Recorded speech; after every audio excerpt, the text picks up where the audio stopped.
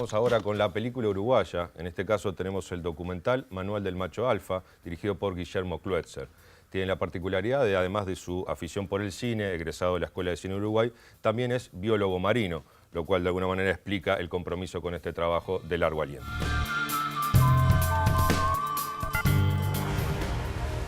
Diez hembras para un macho y 9 machos sin ninguna. ¿Le suena? Estamos hablando de lobos marinos. Quería hacer algo de largo y de fauna, entonces empecé como a investigar, a ver qué animales, sobre la fauna que había acá. Yo había terminado la Facultad de Ciencias en Biología y bueno, y sabía de la isla de lobos y yo por ahí decía, bueno, acá hay algo interesante porque es una población muy grande, 200.000 bichos, se reproducen todos en un mes al año.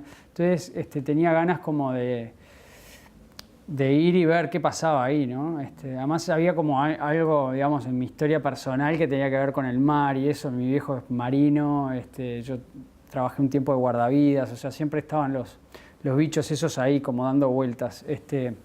Cuando fui a la isla vi que realmente era muy potente lo que pasaba ahí, ¿viste? Como que realmente se podía contar una historia, creo que imaginé y dije, esto se puede bancar una historia de un largometraje. O sea, yo si armo toda la historia desde que nace un bicho y tratamos de imaginar todos los pasos que da hasta que es un macho alfa, esto tiene que ser una buena historia, digamos, de fauna. Tenemos mucho para aprender del rey de los machos alfa.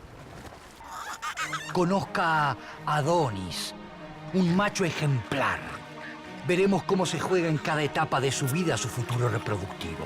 La verdad que fuimos con un guión bastante cerrado, incluso con un storyboard cuadro a cuadro de lo que teníamos que capturar para contar toda la historia. Dibujamos casi 700 cuadritos y eso era como nuestro plan de rodaje. Día a día había una descripción de los planos, de lo que podía llegar a suceder en ese momento del verano, porque a medida que va transcurriendo el tiempo cambian la frecuencia de los comportamientos, digamos, con lo que sucede en cada cosa, ¿no? Y en realidad el guión estaba, como te digo, bastante cerrado a partir del texto inicial, que fue hecho básicamente a partir de leer toda la bibliografía que había sobre estos animales, de ir 2 veces a Isla de Lobos a observar, tomar apuntes y tratar de imaginar y ir armando una historia a partir de un montón de fragmentos, ¿no? Que son conocimiento científico en papers, observaciones en el campo, conversaciones con científicos.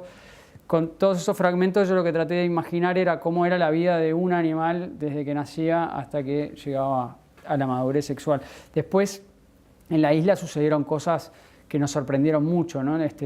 Habían cosas que yo sabía que podían llegar a suceder, pero que son muy poco frecuentes, que el único capítulo que yo tenía guionado, incluso en el texto, pero no lo había dibujado, es el en el que ocurre, digamos, entre comillas, una violación. Es como es una cópula de un león con una loba.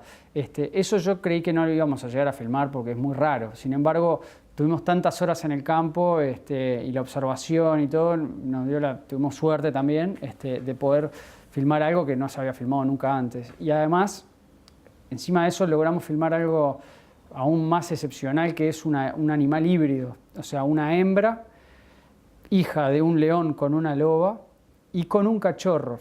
Esto, digamos, yo se lo avisé inmediatamente a una científica que es con la que me asesoré todo el tiempo, y ella inmediatamente vino a tomar muestras de sangre, hizo las pruebas genéticas en México y va a publicar este año un artículo científico sobre ese hallazgo, que es bastante raro, digamos, porque si bien los híbridos no son raros, pero no tanto, lo que sí es muy raro es que un híbrido sea fértil, o sea, que pueda tener descendencia. O sea, va como un poco en contra de la definición de especie biológica, que son aquellas que pueden reproducirse entre sí, pero no con otras. Un documental sobre el sexo en la vida salvaje que cuestionará su posición en el asunto.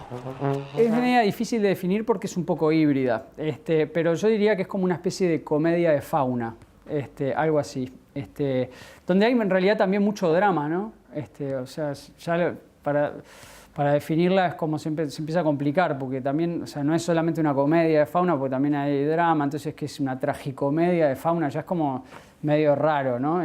Pero bueno, sí, es Es un documental de fauna poco usual o distinto, digamos. Por cómo está encarado, por cómo digamos que se prioriza más la historia y el dato científico no es lo prioritario. Y si bien se dan un montón de datos, se dan de otra manera. Los golpes de la adolescencia, los breves encantos de la soltería y finalmente cómo conquistar un harén con 10 hembras.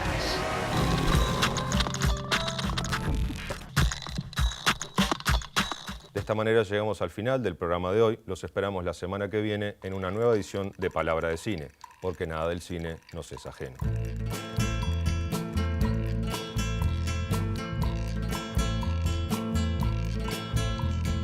From the dusty mesa, her looming shadow grows, hidden in the branches of the poison creosote.